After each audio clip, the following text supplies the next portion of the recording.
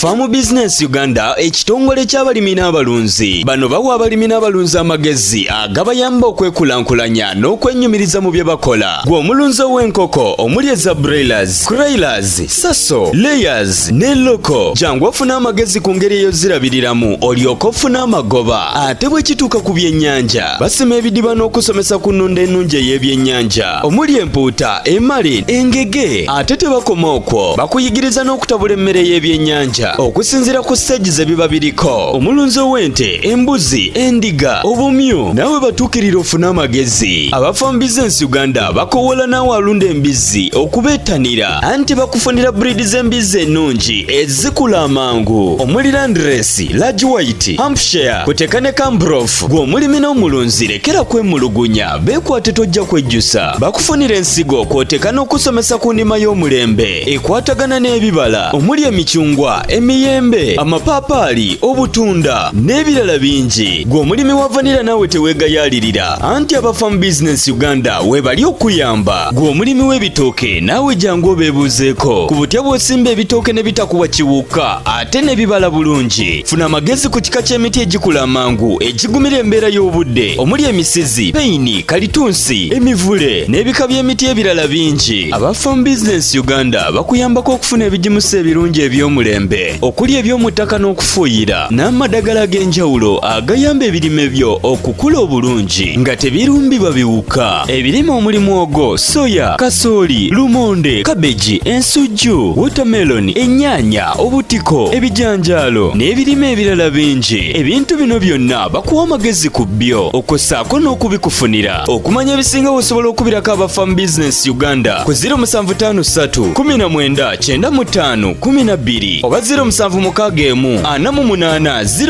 0004. Osobola n'obafunira ku WhatsApp ku 0752 83 84 89. Farm Business Uganda, farmer to farmer, mulimi ku mulimi.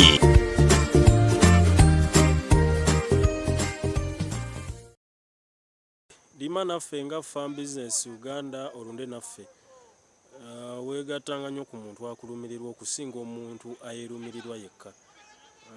Ffe tujja okukubuusa okuwa amagezi gy'osinziirayo n'okuba ng'otulaba. Ono kasooli waffe kakuta ka nkoko kaakati ffe tetujja kubanga tulina kye twagala okufunamu naye ekikulu nti omulimi gwali eyo ofunyeemu otya. Business Uganda logo ya kitooke na mutwe gwa nte ku YouTube channel yaffe. Mwebale abalimi, mwebale bannaye mwenna abasubscribing ku channel yaffe n'ey'abalimi n'abalunzi ku mukutu ogwa YouTube. Mwebale nnyo, mwebalire ddala, mwebale kutwagala. Tubalambuza ku nimiro zaffe nga Farm Business Uganda. Kasooli nga bw'oli okubanga omulaba ate era oli kulaba ndooza kamera yaffe bw'eri okulaga, bw'eri okulambuza ennimiro teesika mu maaso era tenyoomeka. G'amaanyi g'omulimi, g'amaanyi g'akakuta ak'enkoko oba ga kalimbwe w'enkoko. Tetusobola kukulemesa kuga nti n'ekyo kye twogera abantu ndowooza kasooke nkujjukize okubanga osubscribinga n'okulayikinga. Waki tubagamba okusubscribinga n'okulayikinga channel eno ogyongerako nobaako woogituusa nti bw'olayikinga n'okola mu video oba omala ddo subscribinga naye n'olayikinga n'otala bulabi, kitegeeza nti bantu bangi abagenda okubanga beeyongerayo mu video eno nga bagiraba egenda wagazi, egenda wala ku bugazi buno obw'ensi eno gwe nnaali okubanga oli kwetegereza. Omulimi waffe naawe omulunzi waffe ali eyo ku mukutu ogwa Farm Business Uganda. Subscribinga, likinga. Atera okubagamba nti ekigambo okusubscribinga kisobola okubeera mu red color mu mbirizi ya oba ku mukono gwo ogwa ddyo gwenno ate oluusi njeru oluusi kisinziira essimu bweri oba computer, tablet oba kisinziira. N'olwensonga eyo subscribinga abali mu Uganda, abali mu Middle East, abali ebweru w'eggwanga mwenna tubategeeza nti mukutu gwa Farm Business Uganda, logo ya kitooke na mutwe gwa nto. Osobola okulima kasooli n'olima season ne season okozesa akakuta enkoko oba kalimbwe enkoko ng'olima mu kifo kimu okumala emyaka gy'otamanyi naye nga kasooli ofuna ekigere kyennyini nga towumuzzaamu ttaka oba nga toliwumuzza naye ng'oliwo ekirime kimu ekya kasooli. Abantu abasinga bwe tulima kasooli oluusi nga tukozesa ebigimusa bino ebikolerere, oluusi osobola okulima sizoni 2 n'ozzaawo ey'okusatu oba tosobola kuzzaawo oluusi. Era abatajja kuwa bw'oba weegendereza gwe natera okutugoberera, bw'oba weegendereza kasooli oyo akuwa naye takuwa ng'oluusi yasookawo bw'ali.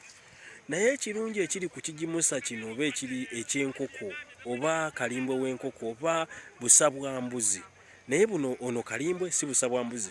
Naawe nabadde nga ntegeeza abalimi abamu nga ndibategeeza nti obusa bw'embuzi bukola n'okuba nga butuuka ku levu ya kalimbwe w'enkoko. Tugeze nga ku kasooli ne ku birime nga ebirala. Omulabi waffe omulungi gwe awa Farm Business Uganda, njagala kutegeeza nti wobanga oyagala okuba ng'olima kasooli ono gw'okozeseza akakuta ak'enkoko bassebo ne bannyabo tekyetaaga teekamu mpeke emu. Kasooli ono omukolerere ebigimusa bino ebikolerere olina okuba nga oteekamu empeke emu oba ng'osobola okufuna ensawo 30. Naye osooka ne weebuuza nti bameka abazifuna 30. Ekyo ekigimusa ng'osimbye empeke emu kasooli newakuwa eminwe 2 tekisobola kukuwa nga bw'osaanidde kubanga ofuna. Kyenva nkukubiriza nti bw'obanga osobola okufuna kalimbwe w'enkoko gwali ku mukutu ogwa Farm Business Uganda, ffe twajja kubuusa balimi kubajjako kabubi k'abakwata maaso. Tetulina ffe kye twajja kukola kubabuusa nti osobola okozesa kalimbwe w'enkoko n'ofuna n'okusinga kozesa daapu n'okusinga kozesa ebigimusa ebiri tufiisho iye kisobokera ddala. Wano ennimiro gye tuli okulaga alimiddwa kasooli okumala emyaka 3. Eno ye mwaka ogwokusatu. Kasooli waawo tewali nkyukakyuka. Ndowooza lwakuba wano walime simanyi oba nsobola okuba nga mbalagako okwo ku bukuta kubanga byali bikuta bya miti bino ebibajjiddwamu ne landa oba bino ebabajjira mu bbajjiro eby'enkoko bye twakozesa.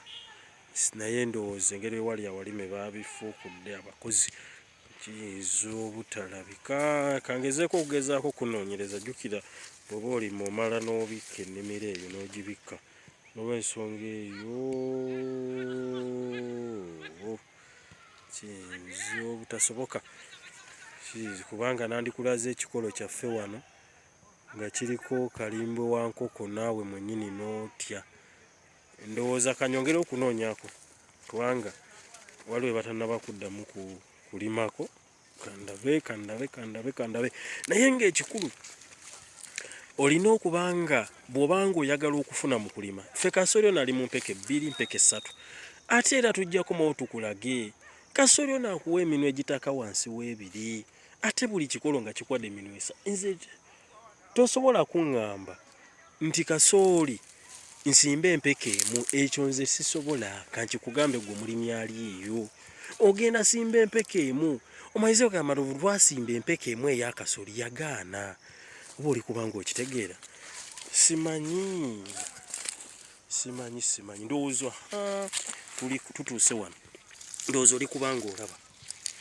Ndowooza wano oba osobola okulaba bino bikuta bya ndowooza oli kulaba wano kamera yaffe nga bwekulaga.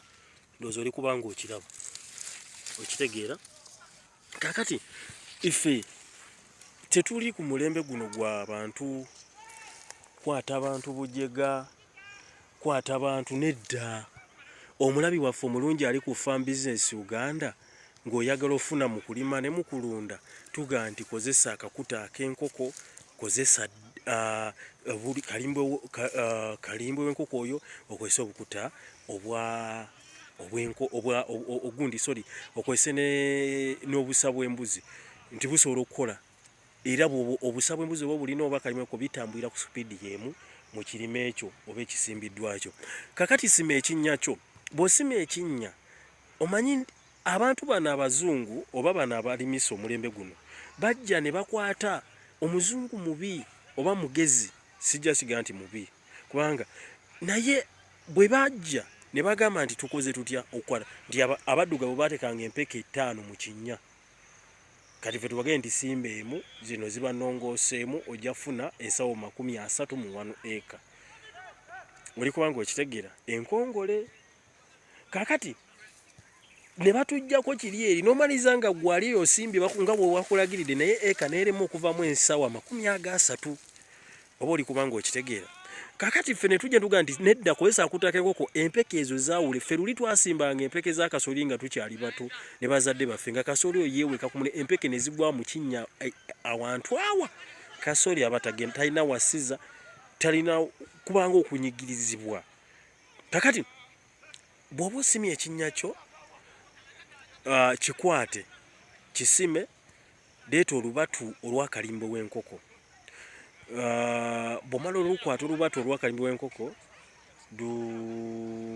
muyiweemu bw'oba osobolozeeko akataka otuzeeko empeke ye ya kasooli.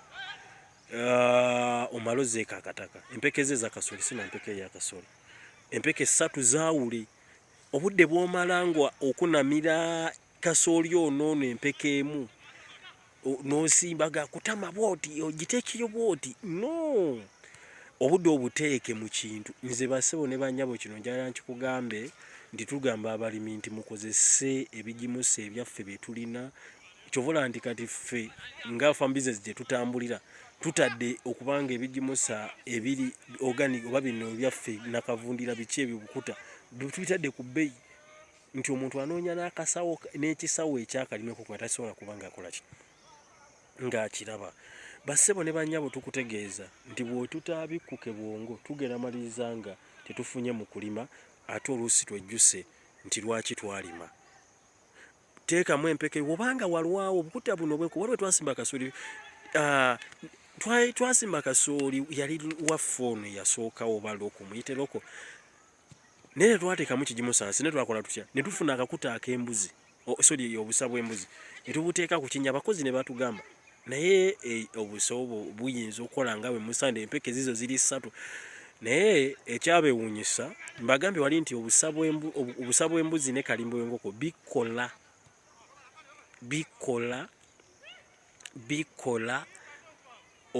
byonna ne biba nga bitambulira ku leverage.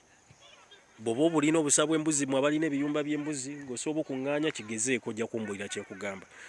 Gw'atabulina naawe osobola ofuna n'ogeza wadde nakisawo kimu n'olaba w'otadde kalimbwe w'enkoko n'obusa bw'embuzi olaba erevo kasooli wanatambulira oba ekirime ekyo ne waba muwogo ne weziba cabbage ne waba sukuma green pepper birime eki bitooke ng'olina oba oli kubanga okitegeera.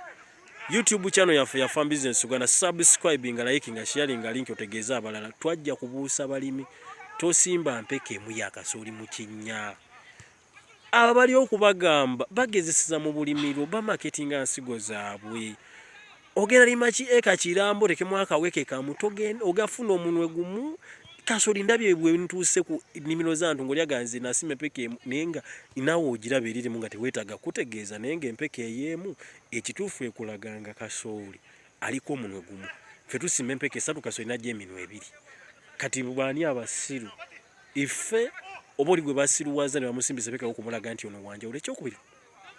Bw'olima kasooli nanze sina kasooli gwe marketing mpozi nga banajja ne bagamba tu marketing nenze sina kasooli gwe marketing. Bw'olima kasooli era ne waaba ono gwe bawaana aliko nawe oli n'alima oli gwe tuyita ataliiko naye oli n'aliso owe gwe tuyita ataliiko agenda kumaliriza nga afunye eka ng'agifunyemu kasooli gw'ate yasimba oli gwe bawaana nga toliisiza nga ekyetaagisa nga tofunyeemu. Kakati oba oli kubanga okitegeera kati kasooli ono ebigimusa ebiri organic basebo ne bannyabo bisobola okukolera. Lima kasooli ekyokubiri nti osooka okozesa ettaka eryo ng'okozesa ebigimusa nga kalimbwe oba bukuta bwa mbuzi. Waki ffe tetulina kati tujja ku bantu ku bigimusa bino bye bakoleredde nti ffe tubaguze byaffe tulina obukuta bwa kalimbwe mujje mutuguleko nti ffe tufulumya ffe ko obukuta bwa kasooli. watu bajja kubijimusa biri nti fa balina obusa bw'embuzi tusobola okumalako Uganda nga tugisapulanyinga bukuta bwa mbuzi oba bukalimbwe wa nkoko naye tuli kubuusa ng'omulimi omulunzi tuleeta abantu tukubuuse ng'abafa bizinesi Uganda tuleme kwatibwa bujjegga nti ng'eriyo omuntu ayinza okuba ng'afunamu omuntu edda twalimanga ng'oyita oli n'omugamba obukuta buno osobola obumpa atwala gwe n'okwata masonyi n'ogamba nti kale kankuweyo 10 buli kisawo kale neeyanziza ate neyeewana nnyo kubanga omuwadde 10 olw'ekisawo ky'okuta naye kati gye wagenda nga bakuwa bwabwerere kati agamba nti watolina gumu kitundu oba mutwalo gumu 2 tolina gitwala bukalimu lwaki bategedde vali balabanga nga tubayiseeko gwali ku farm business Uganda fe tukulaga kyolina okuba ng'okola bw'oba osobola okikole omuntu akozesezza kalimbwe w'enkoko oba obusa bw'embuzi tasobola kwenkanakana akozesa bigimusa bikolerere ne waaba oli asimbye empeke 3 ne waaba asimbye empeke oba 2 oba mmeka nze neesimba 3 ne wemba ng'effe tetusimba mpeke ndowooza kasooli waffe oli mulaba akulaga nga mu kinnya mulimu empeke 2 3 lwaki ffe kye tukozesa tukyesiga gwakozesa kyoteesiga teekamu emu kubanga teweesiga kyoli kusimba kyoli simbisa subscribinga olaikinge osharinge linki otegeeza abantu bonna nti waliwo omukutu ogwa farm business Uganda logo ya kitoke na mutwe gwa nte abali Middle East batumiddeko abali mu Uganda farm business Uganda furuga nti farmer to farmer mulimi ku mulimi lima londa ojja kubanga tewejjusa Farm Business Uganda ekitongole ky'abalimi n'abalunzi bano bawa abalimi n'abalunzi amagezi agabayamba okwekulankulanya n'okwennyumiriza mu bye bakola gwe omulunzi w'enkoko omuli eza broilers, crailers, saso, layers ne loko jangu ofuna amagezi ku ngeri ey'ozirabiriramu olyoke ofuna amagoba ate bwe kituuka ku byennyanja basima ebidiba n'okusomesa ku nnunda ennungi ey'ebyennyanja omuli empuuta, emali, engege ate tebakoma okwo bakuyigiriza n'okutabula emmere y'ebyennyanja okusinzira ku stage ze biba biriko omulunzi w'ente embuzi endiga obumyu nawe batuukirira ofuna amagezi aba Farm Business Uganda bakowola naawe alunda embizzi okubeetanira anti bakufunira breed z'embizzi ennungi ezikula amangu omuli Landrace, Large White, Hampshire kuteeka ne Cambrough gwe omulimi n'omulunzi lekera kwemulugunya beekwate tojja kwejjusa bakufunira ensigo kw'oteeka n'okusomesa ku nnima y'omulembe ekwatagana n'ebibala omuli emicungwa emiyembe amapaapaali obutunda n'ebirala bingi gwe omulimi wa vanilla naawe teweegayaalirira anti aba Farm Business Uganda webali okuyamba gwe omulimi w'ebitooke naawe jangu obeebuuzeeko ku butya bw'osimba ebitooke ne bitakuwa kiwuka ate ne bibala bulungi funa amagezi ku kika ky'emiti egikula amangu egigumira embeera y'obudde omuli emisizi peyini kalitunsi emivule n'ebika by'emiti ebirala bingi aba Farm Business Uganda bakuyambako okufuna ebigimusa ebirungi eby'omulembe okuli eby'omu ttaka n'okufuuyira n'amadagala ag'enjawulo agayamba ebirime byo okukula obulungi nga tebirumbibwa biwuka ebirime omuli mwogo soya kasooli lumonde kabeji ensujju watermelon ennyaanya obutiko ebijanjaalo n'ebirime ebirala bingi ebintu bino byonna bakuwa amagezi ku byo okossaako n'okubikufunira okumanya ebisinga osobola okubirako aba Farm Business Uganda ku 0753 19 95 12 oba 0761480004 osobola n'obafunira ku WhatsApp ku 0752 83 84 89. Farm Business Uganda, farmer to farmer, mulimi ku mulimi.